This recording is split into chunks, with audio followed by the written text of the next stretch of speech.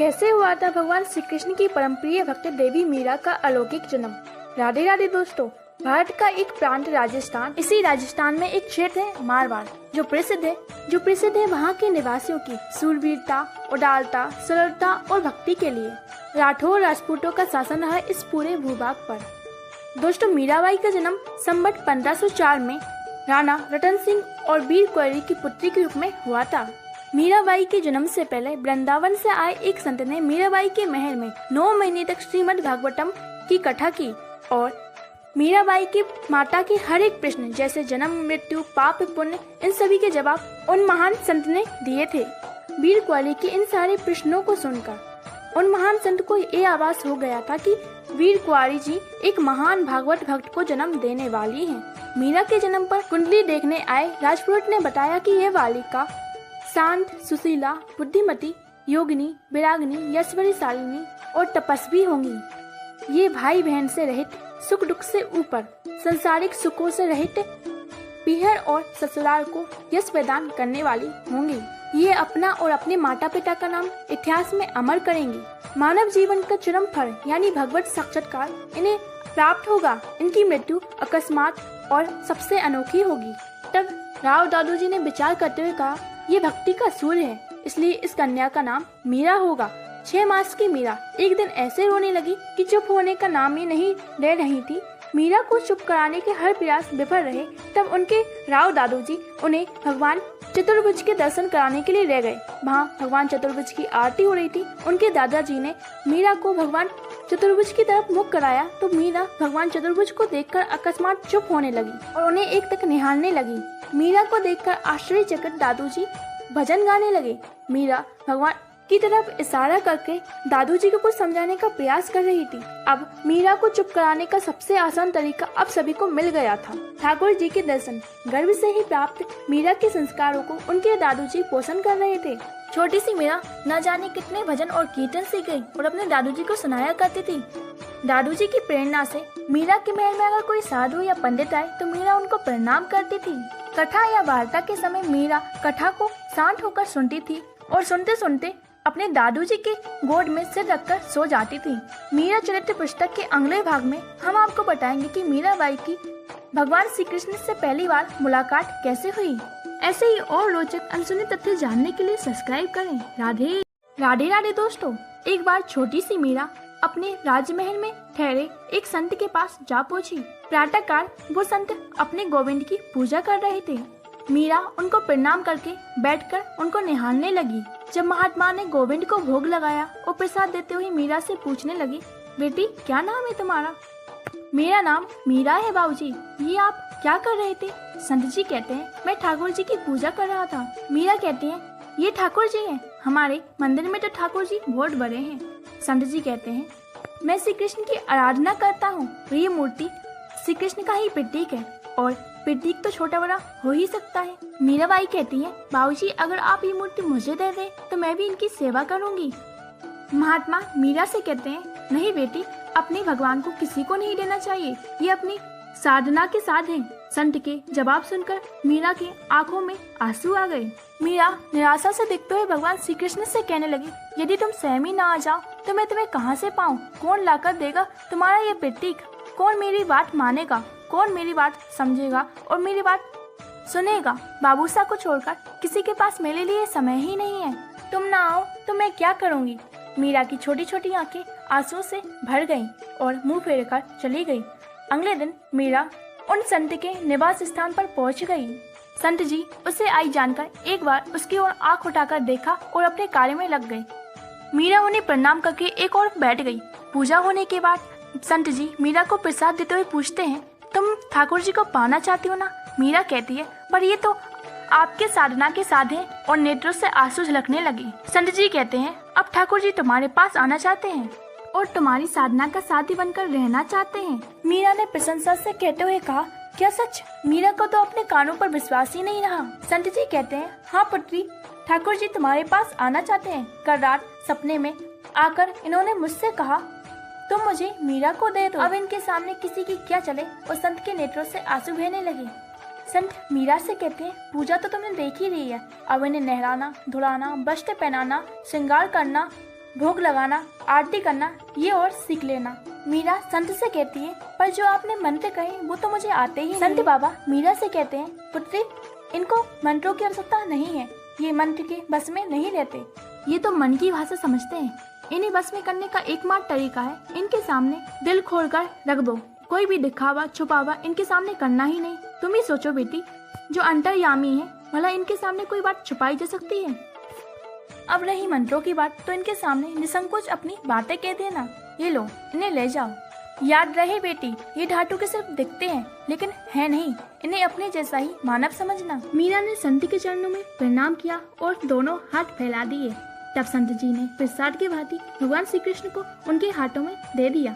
मीरा ने उनको अपने हृदय से लगाया, उन पर छत्र की भांति थोड़ी झुक गई और डगमगाए पैरों से अपने कमरे की ओर चल पड़ी। मीरा ने बाबूसा के साथ मिलकर कृष्ण को नाम दिया गिरधर और अपने बाबूसा से गिरधर नाम पढ़ने की कथा सुनी कि कैसे भगवान श्री कृष्ण ने गोवर्धन पर्वत को उठा लिया था और कैसे ब्रज की रक्षा की थी और उन्हें ये नाम मिला था। ऐसे ही और रोचक अनसुने तथ्य जानने के लिए सब्सक्राइब करें। राधे राधे दोस्तों, आज की इस वीडियो में हम जानेंगे कि मीरा ने किस प्रकार भगवान श्री कृष्ण को अपना पति माना। चलिए जानते हैं। मीरा अपनी माँ से कहती है, भावो ये इतने सच धज कर धोरबाजी के साथ कहाँ जा रहे हैं? माँ ने बताया, ये तो बारात आई है बेटी। मीरा पूछती है, बारात क्या होती है माता, और ये इतने गहने पहनकर हाथी पर क्यों बैठा है माँ? माँ बताती है, ये तो बींद है बेटी, बींदरी, यानी अपनी बहू को ब्याहने जा रहा है। अपने नगर की जो सेठ की बेटी है ना, उससे विवाह होगा इसका। मीरा कहती है, सभी बेटियों के बींद होते हैं क्या? सभी से विवाह करने बराते हैं क्या? माँ कहती है, हाँ बेटी, बेटियों को तो ब्याहना करना ही होता है। बेटियाँ अपने पिता के घर में नहीं रहती, बेटियों को तो अपने पिता के घर से जाना ही होता है। चलो अब नीचे चलते हैं। मीरा ने उस ओर ध्यान न देते हुए माँ से पूछा, मेरा बींद कहाँ है? तेरा वर। माँ हंसकर कहती हुई मीरा से कहती है, मैं क्या जानू बेटी, तेरा वर कहाँ है? जहाँ विधाता ने लेख लिख दिए होंगे वहीं जाना पड़ेगा। मीरा माँ से पूछती है, बताओ ना मेरा वर कहाँ है? और एकदम से जमीन पर जाकर गिर गई और हाथ पर मचलते हुए कहने लगी, बताओ ना माँ मेरा वर कहाँ है? माँ ने कहा, ये क्या बावलापन है? माँ बड़े ही आश्चर्यचकित होने लगी और सोचने लगी, ऐसी जिद तो मीरा ने कभी नहीं की। माँ मीरा से कहती है, उठ बेटी, मैं बताती हूँ तेरा वर कहाँ है, और अपनी गोद में ले लिया। मीरा पूछती है, बताओ ना माँ मेरा वर कहाँ है? माँ कहती है, ये कौन है मीरा? मीरा बताती है, ये तो मेरे गिरधर गोपाल है, बताओ माँ मेरा वर कहाँ है? माँ कहती है, अरे पगली, ये तेरे वर है। मीरा दुख में आश्चर्य से, सच में माँ? माँ कहती है, सच नहीं तो झूठ है। चल अब बहुत देर हो जाएगी, अब मुझे थाल परोसने हैं।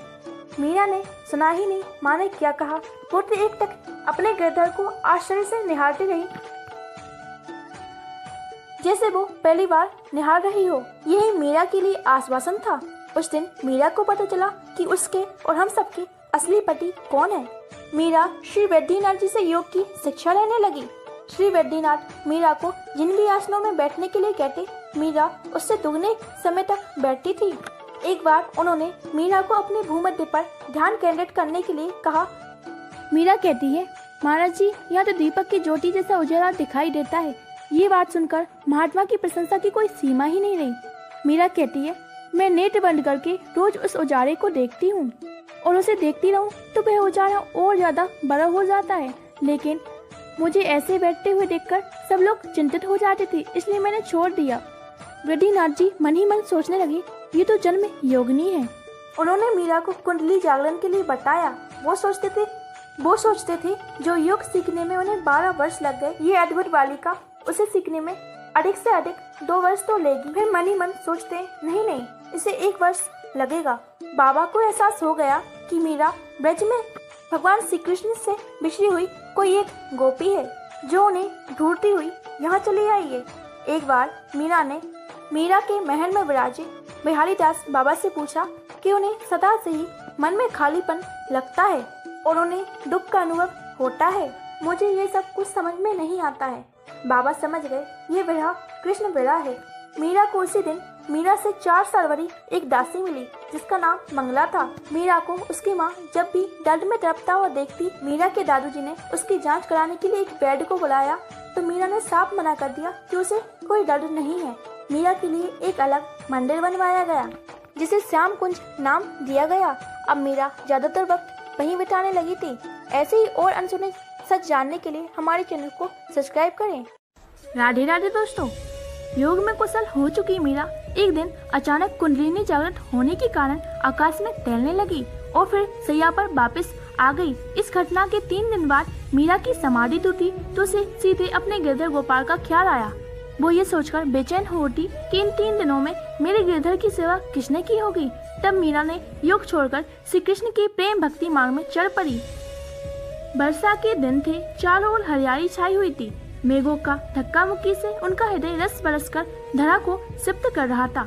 आंखें मूंदकर मीरा गिरधर के सम्मुख श्याम कुंज में बैठी थी। जल्दी उसे आभास हुआ कि वह बंद नैनों के सम्मुख कालिंदी नदी के जल में एक हाथ से मटकी थामे हुए ब्रज में बैठी है। तभी काले जल में श्याम प्रभु की परछाई देखकर वो पलक झपकना भूल गई।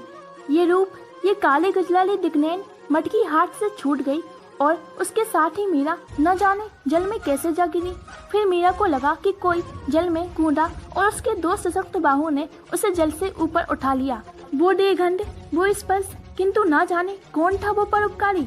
फिर मीरा ने साहस करते हुए नेत्र खोले। ये तो वही श्याम प्रतिबिंब का बिंब है। वो मीरा को उठाए हुए उसी की ओर देखकर घाट की सीढ़ियों पर चढ़ रहा है। उसे सचेत हुए देखकर वो अकारण उपकारी मुस्कुरा गया। मीरा ये निर्णय नहीं कर पाई कि कौन अधिक मारक है, कि दृष्टि या मुस्कान। निर्णय हो भी तो कैसे। वो दिन न जाने कहाँ रोप हो गई। लज्जा ने देह को जल कर दिया और मन, उसकी तो बात ही न पूछो। न जाने किस जन्म का बैल लिया, अपना स्थान छोड़कर उन बड़ी बड़ी नैनों में समा गया। ऐसे कैसे जा गिरी जल में? श्री कृष्ण ने पूछा। चिराग के सहारे मीरा को बैठाकर वो घड़ा निकाल कर लाए जल से और समीप रखते हुए बोले, थोड़ा विश्राम कर ले, फिर मैं घड़े उठवा दूंगा। काना में तेरो बोलेगी नहीं, मुँह पे रुष्ट है। भूख लगी का? तेरी मैया ने कुछ खवायो नहीं, ले मुँह पे फल है, खाएगी। श्री कृष्ण प्रेम से बड़ा सा अमरूद और थोड़े जामुन निकालकर मेरे हाथ पर धर दिए। ले खा ले। मैं क्या कहूँ, मन प्राण देह सब अवश्य हो गए थे। उनकी बात के उत्तर में केवल 2 आंसू गिरे नेत्रों से। अरे तू रोवे क्यों है? रोबो मत ना, मुझसे सहे ना जाए। अपने हाथ से मेरे मुख पर लटकती हुई केसों की लटों को एक और करके इसने गुण अति अच्छे स्वर में मुझसे आग्रह किया। बोलेगी नहीं मुझसे?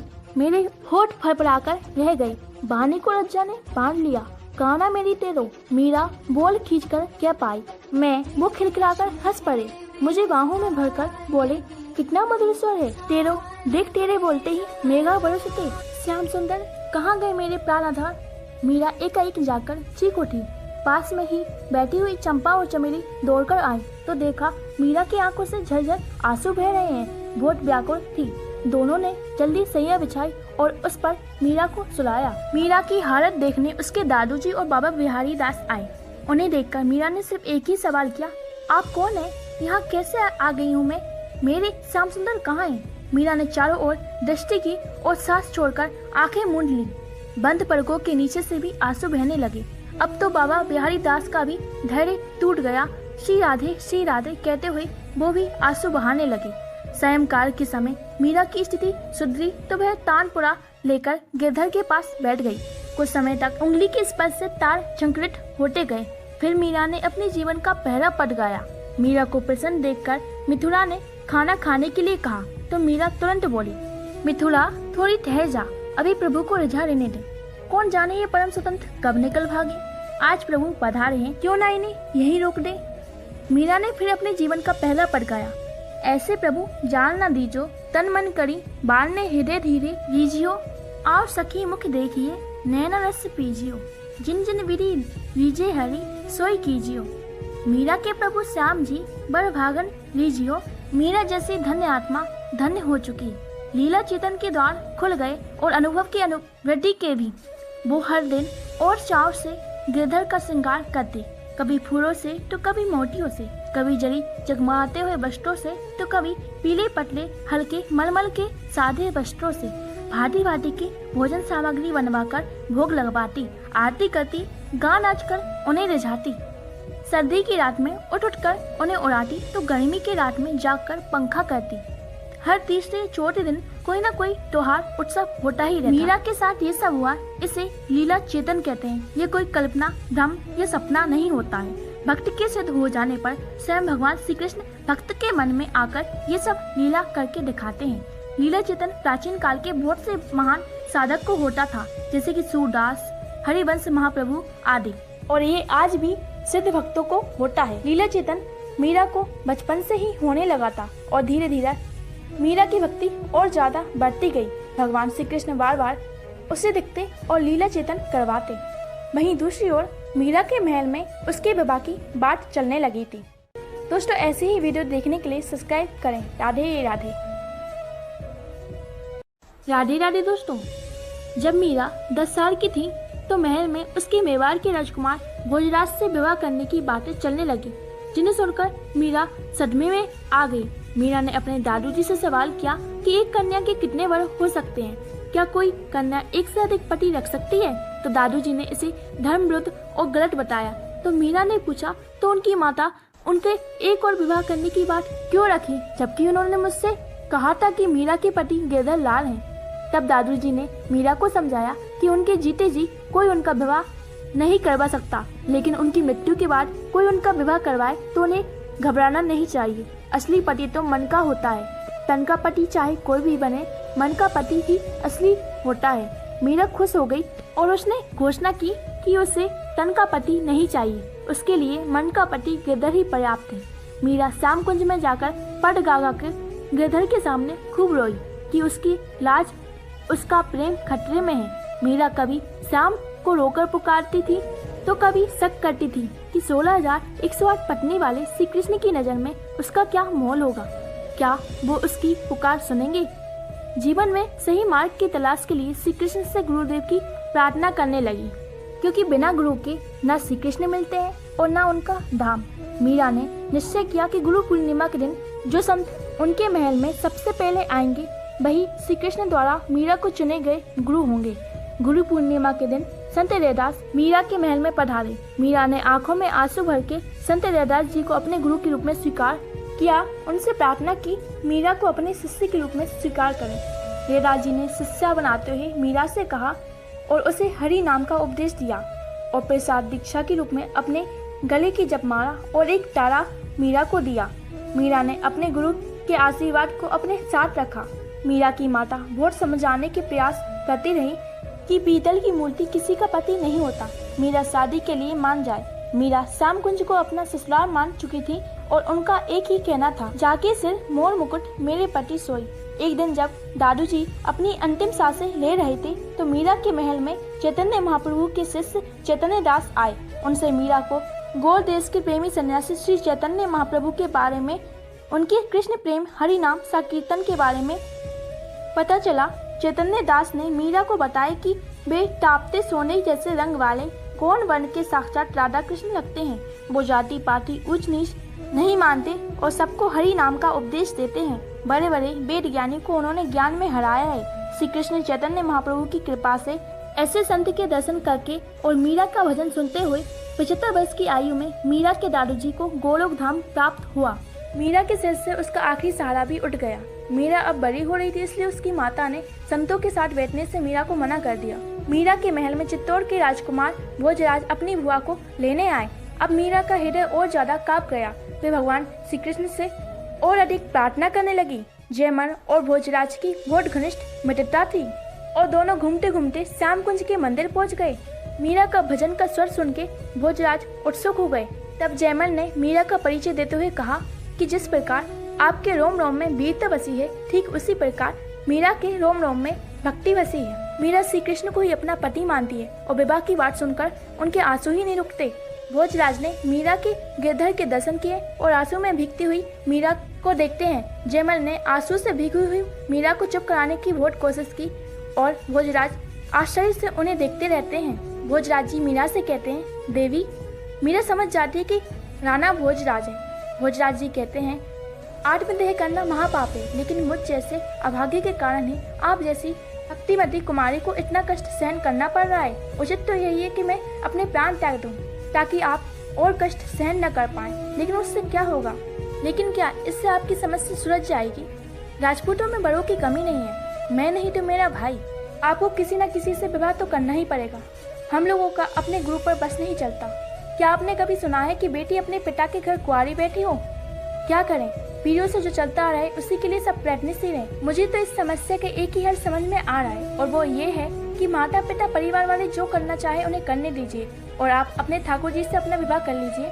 भगवान ने मुझे अगर निमित्त बनाया तो मैं आपको वचन देता हूँ कि सिर्फ दुनिया की नज़र में मैं आपका बीन बनूंगा, आपकी नज़र में नहीं। आपकी इच्छा के विरुद्ध मैं आपके देह को स्पर्श भी नहीं करूंगा।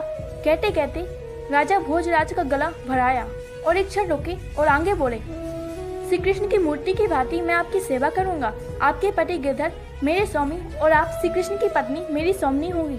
ऐसी भीष्म प्रतिमा भोजराज करते हुए आंसू पोंछकर श्यामकुंज से बाहर आ गए। हाय, कैसा दुर्भाग्य है इस अभागे मन का। कहाँ जा लग गया जहाँ इसकी वृत्ति पर भी परवाह नहीं है। पांव तले रूटने का दुर्भाग्य लेकर आया ये बदनसीब। ऐसा कहते हुए भोजराज अपने आप से ही बातें करने लगी। मीरा, कितना सुंदर नाम है ये, जैसे अमृत से संचित हो। भला इसका अर्थ क्या होगा, किससे पूछूं? अब तो उन्हीं से पूछना होगा जब वो चित्तौड़ आएंगी। उनके ओठों पर धूनी सी मुस्कान जैसे हृदय में विद्युत तरंग धड़क गई हो, मानो प्रत्यक्ष में वो मीरा से बात करने लगे हों। मुझे तुम्हारे दर्शन का अधिकार चाहिए, तुम्हारी सेवा करता रहूं।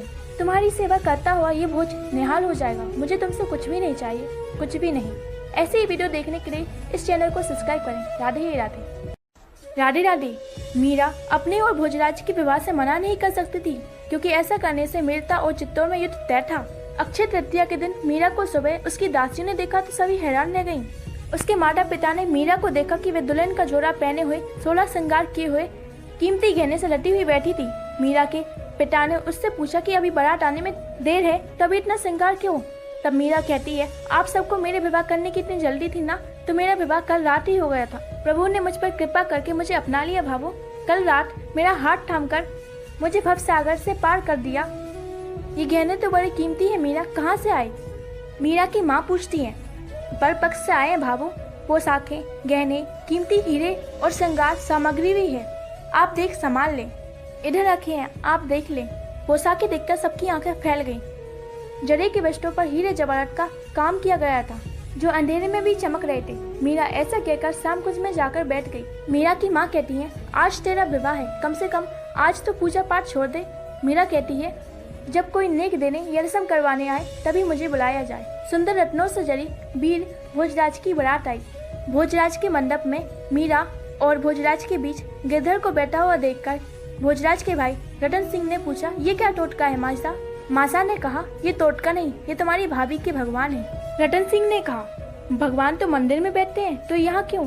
भोजराज मुस्कुरा गए और रतन सिंह हंस पड़े। रतन सिंह कहते हैं, बीन आप है कि भगवान? बीन तो भगवान ही है, मैं तो टोटका हूँ। भोजराज ने कहा।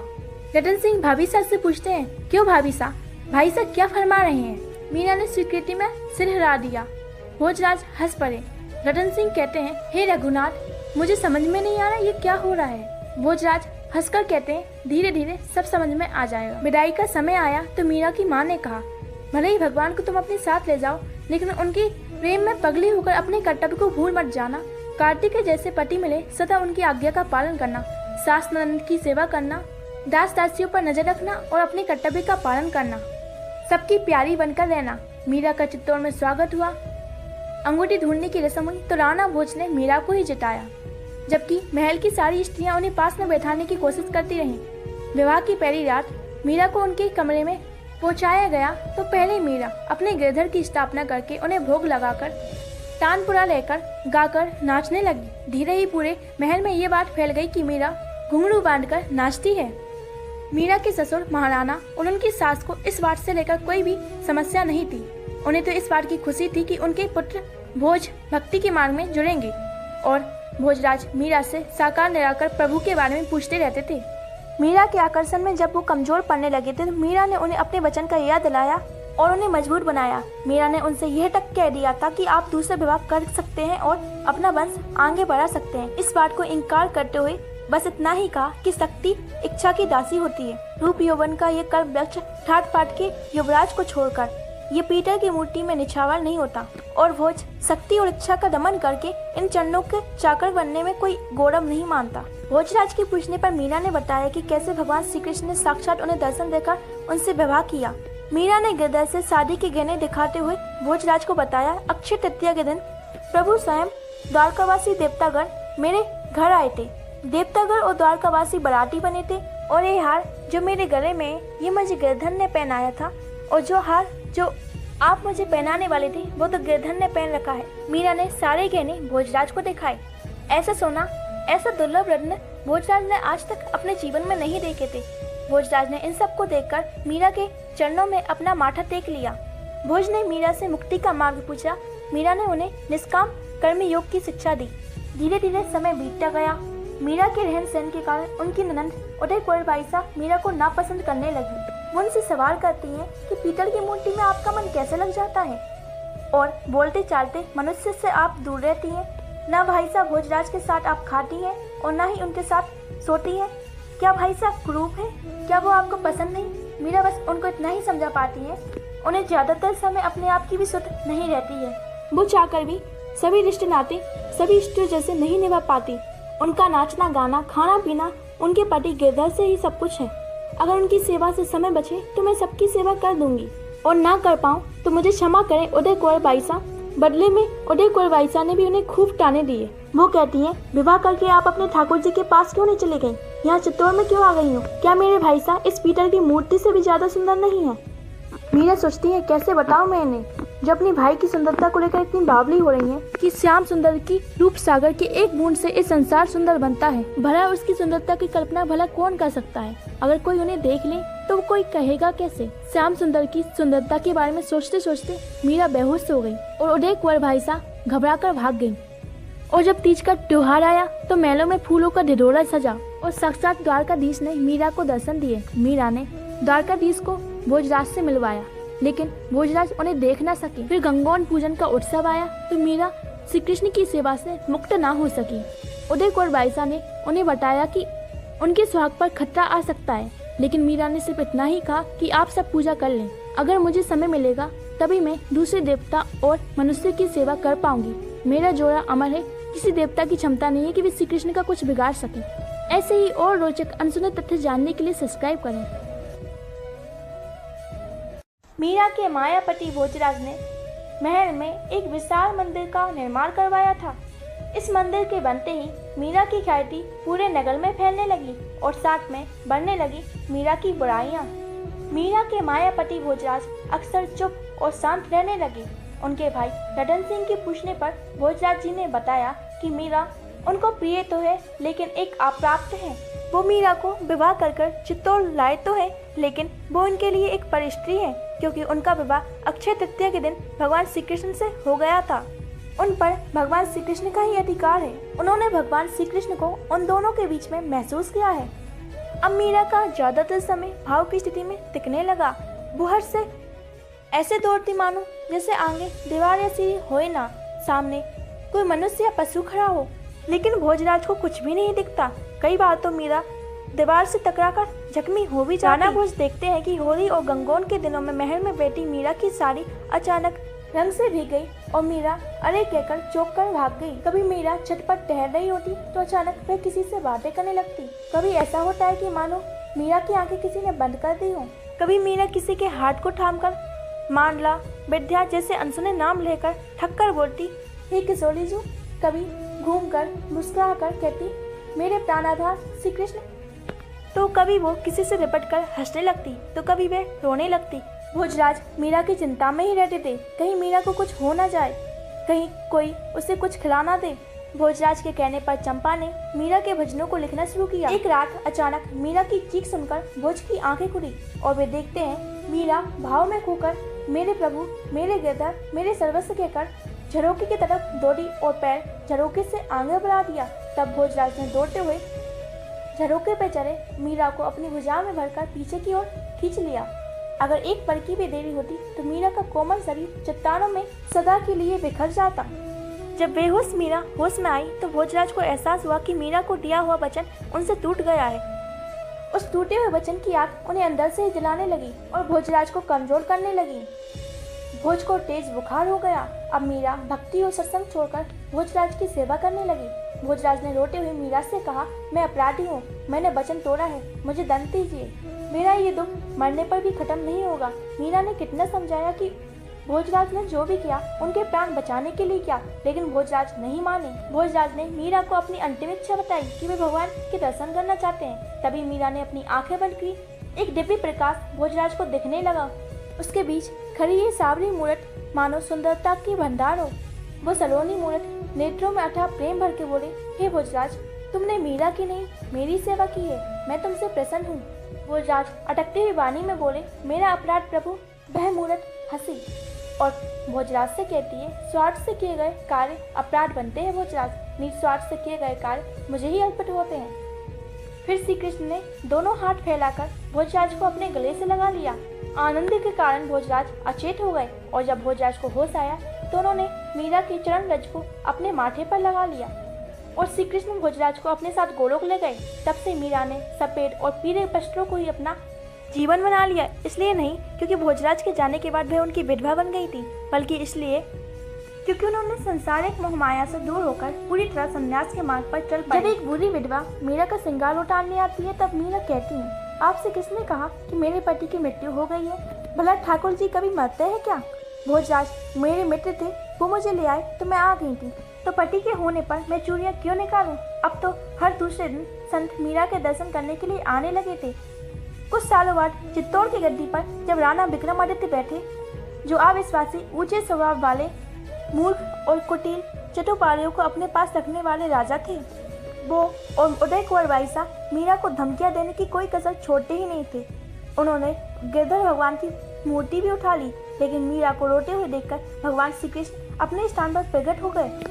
मीरा की मृत्यु हो जाए, अब ऐसी प्रार्थना पूरे राज परिवार के लोग करने लगे थे, क्योंकि मीरा के सफेद कपड़ों और निर्धनों की तरह तुलसी माला पहनकर संतों के बीच नाचना, इन सभी बातों के कारण मीरा को सभी लोग ताने दे रहे थे।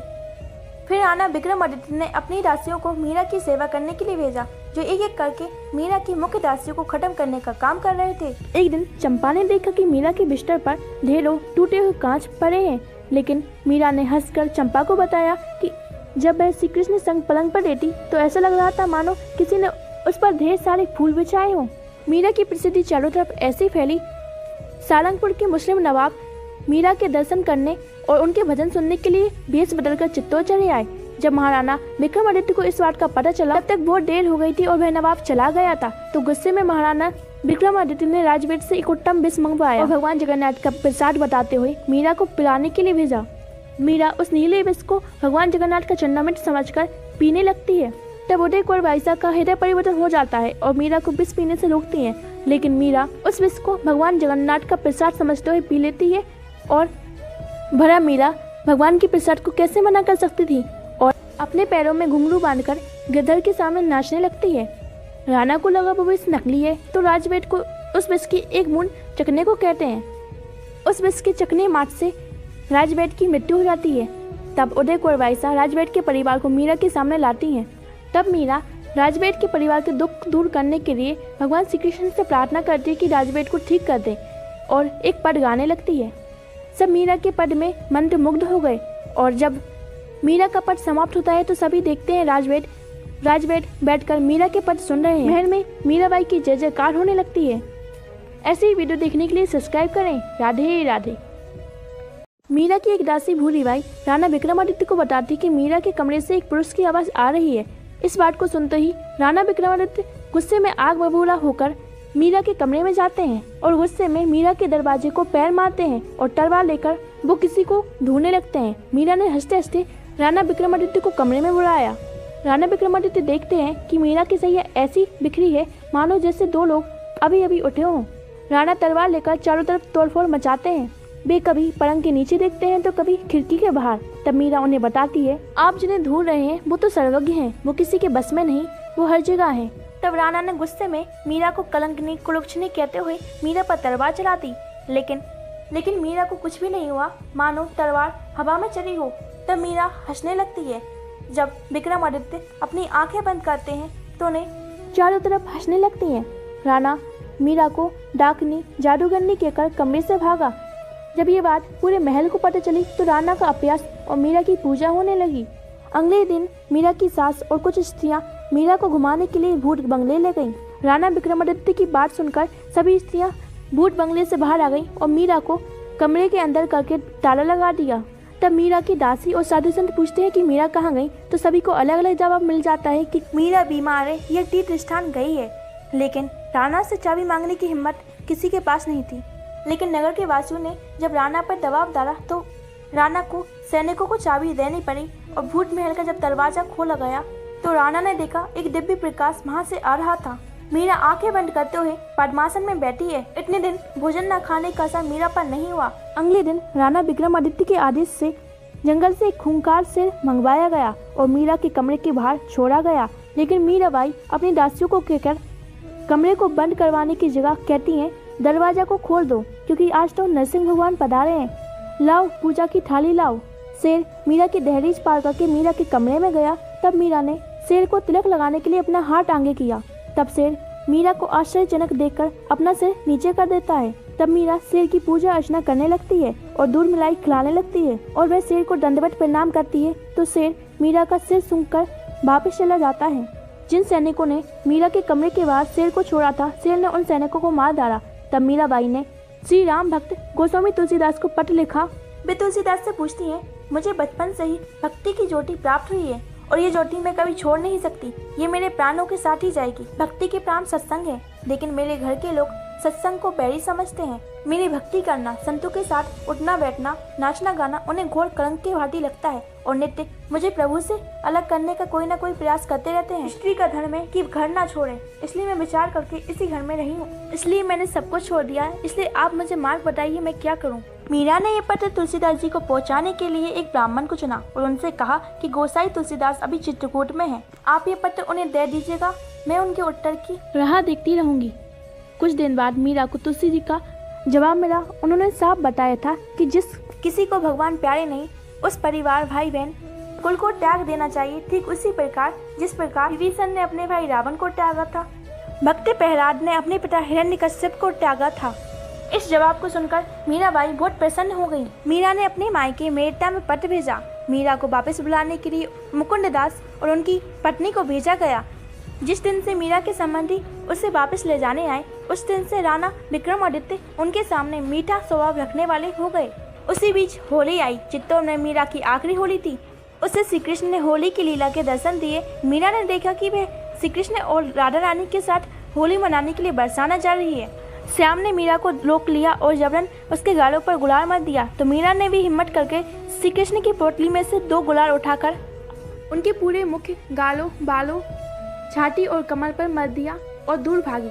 लेकिन मीरा की ओढ़नी का एक छोर श्री कृष्ण के हाथ में आ गया। ओढ़नी खींची तो मीरा की सारी ओढ़नी उनके हाथ में आ गई। मीरा किसी तरह आम के पेड़ के पीछे छुप गई और श्री कृष्ण से ओढ़नी छीनकर बरसाना भाग गई। और श्री कृष्ण, हे वनरिया रुक, ऐसा कहकर मीरा के पीछे भागने लगे। मीरा ने उस ओढ़नी को राधा रानी की सखी विशाखा को संभालने के लिए कहा। मीरा राधा रानी के दर्शन करने के लिए चली गई। गोकुल के ग्वारों के साथ बरसाना की छोरी ने खूब होली खेली। मीरा के कारण राधा रानी की टोरी जीत गई और श्री कृष्ण को सखी रूप में सजाकर राधा रानी के चरणों में प्रणाम करवाया गया। और भोजन के समय राधा रानी ने अपने हाथ से खीर और श्री कृष्ण की आधी खाई गुलाब जामुन मीरा को खिलाई। मीरा का मन नहीं था कि वह श्री किशोरी के चरणों से दूर जाए।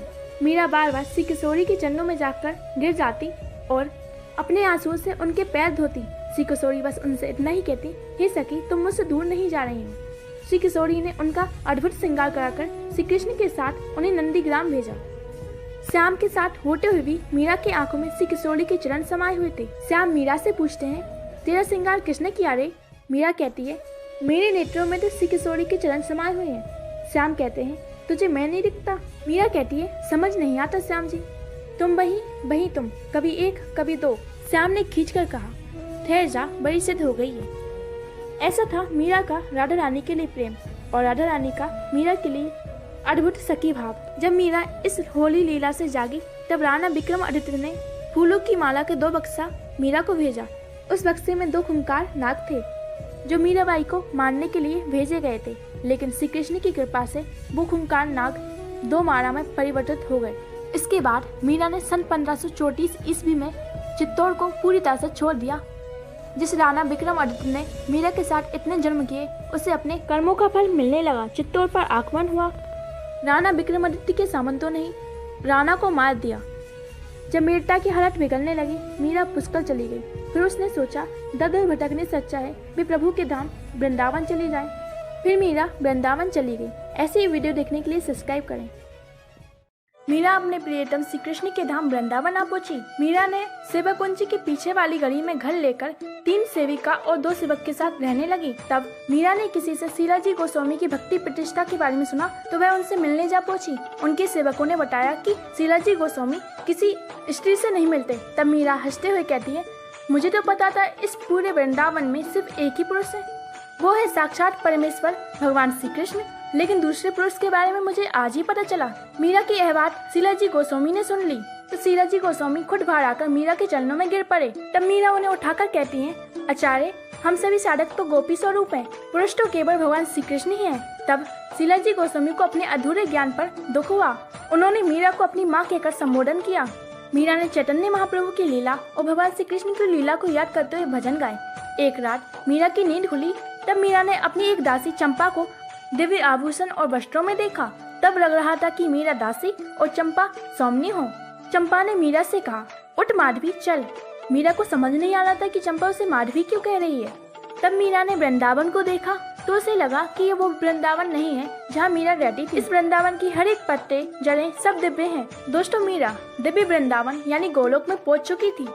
खुशबू से निर्मित निकुंज के दरवाजे पर पहुंचते हुए मीरा को लगने लगा कि यह वातावरण को वह जानती है। गोलोक मीरा को अपना सा लग रहा था। मीरा को लगता था कि वह इधर कभी आई है। तभी एक सुंदर स्त्री चंपा को गले लगाते हुए कहती है, अरे चंपा, आ गई तू, बहुत दिन हो गए। तब चंपा भी स्नेह पूर्वक गले लगाते हुए कहती है, अभी 2 दिन पहले तो गई थी। यानी चंपा सखी के बताए गए धरती के इतने साल गोलोक में 2 दिन के बराबर थे। रूप सखी कहती है, अरे ये कौन, ये तो माधवी है ना। मीरा के मन में एक पल के लिए ये ख्याल आया कि सब उससे माधवी क्यों कह रहे हैं। निकुंज के दरवाजे के अंदर पहुंचते ही मीरा की बुद्धि लुप्त हो गई। श्री किशोरी जी, श्याम सुंदर। चंपा ने बात अधूरी छोड़ते हुए मीरा की ओर देखा। आओ ना माधवी, भीतर तुम्हारी ही प्रतीक्षा हो रही है। चंपा रूप सखी से पूछती है, श्याम सुंदर और किशोरी जी ठीक तो है ना, प्रसन्न तो है। रूप सखी बताती है, हाँ वो बहुत प्रसन्न है, लेकिन वो मीरा के त्याग और समर्पण की बात करते रहते हैं। तब बहुत सी सखियां आकर बोली, किशोरी जी तुम्हारी प्रतीक्षा कर रहे हैं। अगले कक्ष में प्रवेश करने के बाद मीरा ना रही। प्रेम से उसका हृदय सदा ही झलकता रहता था, लेकिन आज मानो ऐसा लग रहा था जैसे मीरा के रोम रोम में रस का सागर भर गया हो। श्याम सुंदर और स्वर्ण रंग की राधा रानी के दर्शन होने पर मीरा अपना आपा खो गई। रूप और छटा के दर्शन होने पर मीरा अपना अस्तित्व ही खो चुकी। श्याम सुंदर मीरा से कहते हैं, माधवी, तुझे माधवी कहूँ कि मीरा? वो हंसे। श्याम सुंदर की हंसी की गूंज चारों तरफ फैल गई। श्री राधा रानी के इशारे से चंपा उन्हें श्री राधा के पास ले गई। किशोरी जी के सौंदर्य ने मीरा की चेतना हर ली। जब नेत्र खुले तो श्री किशोरी का हाथ मीरा के सर पे था और श्याम सुंदर मीरा से कहते हैं, हे माधवी, अभी तुम्हारी देह इस संसार में थोड़ी देर और रहेगी।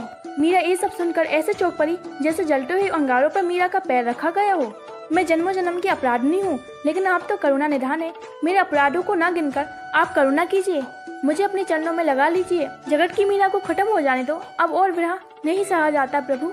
श्री कृष्ण मीरा का दर्द सुनकर अपने आप को कठोर समझकर रोने लगे, लेकिन जगत को प्रेम और भक्ति सिखाने के लिए मीरा का कलयुग में रहना अभी जरूरी था, ताकि कलयुग में लोग बुरी से बुरी यातनाओं में भी रहकर भगवान श्री कृष्ण का ध्यान कर सकें। मीरा श्री कृष्ण को रोता हुआ नहीं देख सकती थी, इसलिए वह श्री कृष्ण की इच्छा अनुसार कलयुग में रहने के लिए मान जाती है। श्री कृष्ण ने मीरा से कहा, अब से चंपा यही रहेगी। वो उसकी इच्छानुसार तुम्हारे साथ धरती पर रहती थी, अब उसकी लीला धरती से समाप्त हो चुकी है। श्री कृष्ण ने ललिता सखी से कहा कि मीरा को रोज रात्रि में दिव्य वृंदावन लाकर उसकी सुंदरता दिखानी चाहिए। राधा रानी ललिता सखी से कहती है, मीरा को अब अपने पिछले जन्म के बारे में याद दिलाना चाहिए। चढ़ते समय राधा रानी की मीरा ने दर्शन किए। राधा रानी ने उन्हें वचन दिया कि जल्द ही तुम मुझे प्राप्त कर पाओगी। मीरा ने राधा रानी के चरणों की रज ली और अपनी साड़ी में बांध ली। ये चरण रज ही मीरा को पृथ्वी पर रहने का एकमात्र सहारा था।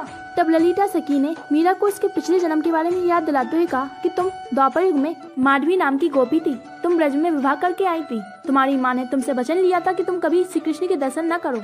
अगर तुम श्री कृष्ण को देख लेती तो तुम सभी के भांति श्री कृष्ण के प्रेम जाल में फंस जाती, इसलिए तुम अपने माँ के वचन को पूरा करती थी। जब भी तुम्हें श्री कृष्ण दिखते थे तुम घूंघट डाल लेती थी, लेकिन जब गोवर्धन लीला के समय सब प्राण बचाने के लिए इधर उधर भागे, तुम्हारा घूंघट नीचे गिर गया और तुम्हारी नजर भगवान श्री कृष्ण पर गई तब तुमने अपनी माँ को कोसा ऐसी अभाग्नि कसम में बांधने के लिए, जिस वचन के कारण तुम्हें परम ब्रह्म भगवान श्री कृष्ण के दर्शन से वंचित रहना पड़ा। इसके बाद श्री कृष्ण ब्रज छोड़कर मथुरा चले गए। चंपा सखी ने तुम्हारी मृत्यु के समान हर्ष देखते हुए कहा कि वे कलयुग में तुम्हारे साथ जन्म लेंगी और श्री कृष्ण से मिलवाने में तुम्हारी सहायता करेंगे।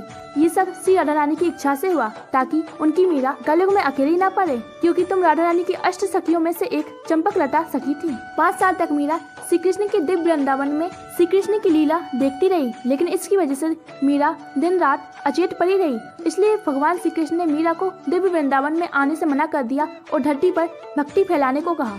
मीरा राधा कृष्ण को अंतिम बार नृत्य दिखाकर धरती पर आई, लेकिन एक दिन अकबर और तानसेन रूप बदलकर मीरा के पास आए। मीरा ने उनको आसानी से पहचान लिया और अकबर को सुशासन का ज्ञान दिया। इसके बाद चंपा सखी मीरा को एक संदेश लेकर आई, जिसमें चंपा सखी ने मीरा से कहा कि श्री कृष्ण चाहते हैं अब तुम उनके धाम द्वारका जाओ।